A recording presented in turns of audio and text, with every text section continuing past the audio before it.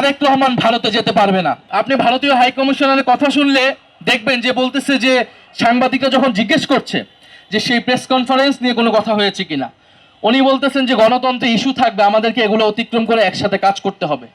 তার মানে শেখ হাসিনার দিল্লিতে আশ্রিত অবস্থায় থাকা, সেখানে প্রেস কনফারেন্স করা, ওসমান হাদির খুনিদেরকে ভারতে থাকা, সেটা একটা কেবলমাত্র একটা ইস্যু।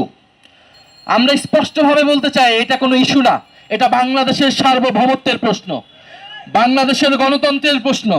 ফলে যদি বন্ধুত্বের কথা বলতে হয়, ভারত যদি বন্ধুত্বের কথা বলতে আসে, তাহলে শেখ হাসিনাকে এবং ওসমান হাদির খুনিদেরকে ফেরত পাঠিয়ে সীমান্তে হত্যাকাণ্ডের মীমাংসা করে বাংলাদেশের নদীর পানি ন্যায্য হিস্সা নিশ্চিত করে তারপরে বন্ধুত্বের কথা বলতে হবে।